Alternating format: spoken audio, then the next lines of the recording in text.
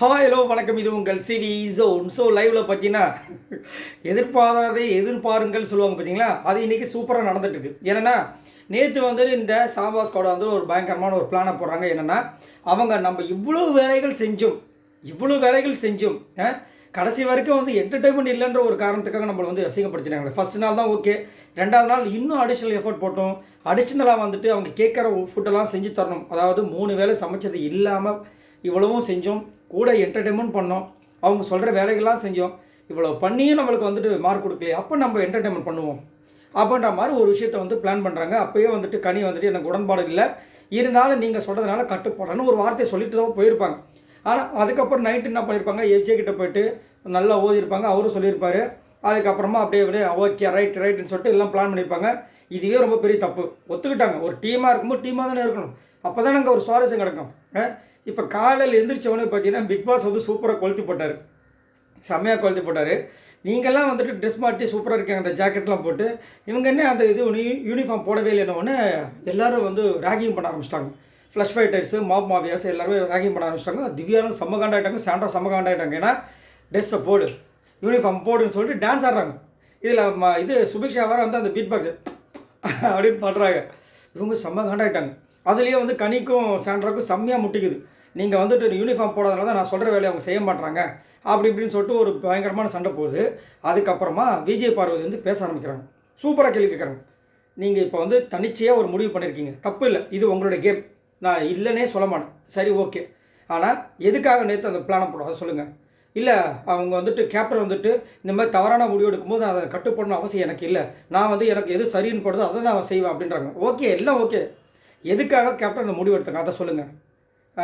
எதுக்காகனா நம்ம வந்துட்டு ஃபஸ்ட் நாள் நல்லா தான் செஞ்சோம், அவங்க வந்து மார்க் கொடுக்கலையா. ரெண்டாவது நாள் வந்துட்டு நம்ம நல்ல எஃபர்ட் போட்டோம். நம்ம என்ன பிளான் பண்ணோம்னா நம்ம நல்ல எஃபர்ட் போடுவோம், அவங்க கேட்குற விஷயங்கள் எல்லாத்தையும் செய்வோம், அதுக்கு எப்படியாவது மார்க் வாங்கலாம்னு நினச்சோம். நான் எதிர்பார்க்காத ஆள்லாம் நல்லா செஞ்சாங்கன்னு சொல்லிட்டு விஜய் பார்வதி சொல்கிறாங்க. கனி எது செஞ்சாங்க இல்லைன்னு சொல்லலை, செஞ்சோமா, மார்க் கொடுத்தாங்களா, கொடுக்கல. அப்போ அதுக்காக தான் நம்ம என்ன பண்ணோம், அவங்க என்டர்டைன்மெண்ட் இல்லைன்னு சொன்ன ஒரு காரணத்தினால அந்த என்டர்டைன்மெண்ட்டை பண்ணலான்னு சொல்லிட்டு முடிவு பண்ணோமா இல்லையா. அப்போ நீங்கள் என்ன சொன்னீங்க, முடியாதுன்னு சொன்னீங்க. அதாவது எனக்கு உடன்பாடு இல்லை, ஆனால் டீம் ஏதாவது சொன்னீங்கன்னா அதுக்கு நான் கட்டுப்படுறேன்னு தானே சொல்லிட்டு போனீங்க. இன்றைக்கி நீங்கள் மட்டும் தனியாக ஒரு பர்ஃபார்மன்ஸ் பண்ணால் இது நியாயமா அப்படின்னா அப்படி கொந்தளிக்கிறாங்க. அது வந்து அது ஏன் பதறீங்க என்னென்னா, அப்போ உங்களுக்கு உடன்பாடு இல்லைன்னு நேற்றே சொல்லியிருக்கணும். என்னை இதில் சேர்த்துக்காதீங்க, எனக்கு இந்த டீம் செட் ஆகாது, என்னையை விட்டுருங்க, நான் வேறு டீம் போய்ட்றேன்.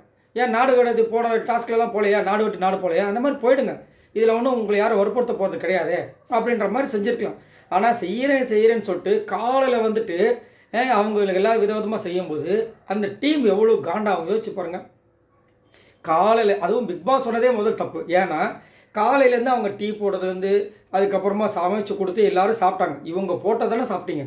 இப்போ பிக் பாஸ் ஒரு வார்த்தை சொல்லிட்டான்னு சொல்லிட்டு அங்கே வந்து கலாய்க்கிறது எவ்வளோ ஒரு மோசமான ஒரு விஷயம் பாருங்கள். ஏன்னா அவங்க சமைச்சதையே நீங்கள் சாப்பிட்டுட்டு அந்த சாப்பாடை சாப்பிட்டுட்டு நீங்கள் அவங்களே கலாய்க்கிறீங்க. இவ்வளோ பேர் வக்கனையாக வந்து அந்த டான்ஸ்லாம் பண்ணுறாங்களே, இப்போ இவங்கள போய் அந்த கிச்சன் டேபிள் விட்டால் செஞ்சு கிழிச்சிருவாங்களா, ஒன்றும் முடியாது. ஆனால் வாய் மட்டும் நல்லா ஆடுறாங்க. அதுதான் இன்றைக்கி வந்து விஜய் பார்வதி வச்சு செஞ்சாங்க. கனி ஆனால் என்ன சொல்கிறாங்க, அவங்களுக்கு ஆக்சுவலாக உங்களுக்கு சொல்ல வேண்டிய அவசியமே இல்லை, கனியை பற்றி எல்லாமே தெரியும். கனிக்கு வந்துட்டு அங்கே வந்து நல்ல பேர் வாங்கணும், இவங்கள எனக்கு பிடிக்கல, இவங்களுக்கு அகைன்ஸ்டாக தான் நான் பண்ணுவேன். அதுவும் அவங்க என்ன சொல்கிறாங்க, நம்ம வந்து 2 விதம் இருக்குது விஜய் பார்வதி. ஒன்று வந்துட்டு இவங்களை அட்டாக் பண்ணுற மோடு, இன்னொன்று வந்துட்டு இவங்களுக்கு நல்லது செய்கிற மோடு. நம்ம நல்லதை செஞ்சுட்டு போயிடுமா, நல்லது செய்கிற மூஞ்சை கொஞ்சம் காட்டுக்க நான் பார்க்கணும் அப்படின்ற மாதிரி இருக்குது. எது இப்போ தான் நீங்கள் உங்களுக்கு நல்லது செய்யணும்னு தோணுமா, அப்போ அந்த ரேங்கிங் டாஸ்க்கு இதுக்கு முன்னாடி டாஸ்க்கெல்லாம் வந்து உங்களுக்கு நல்லது செய்யணும்னு தோணாது. அப்போல்லாம் உங்கள் குடும்ப உறுப்பினர் தூக்கி போய் உட்கார வச்சுருக்கீங்க. என்னத்த சொல்ல. ஆனால் சூப்பராக கேள்வி கேட்டாங்க, அவங்க சைலண்ட் ஆகிட்டாங்க. இதை பற்றி உங்களோட கருத்துக்களை சொல்லுங்கள். இதை பற்றி உங்களோட கருத்துக்களை சொல்லுங்கள். பாய் நண்பர்களே.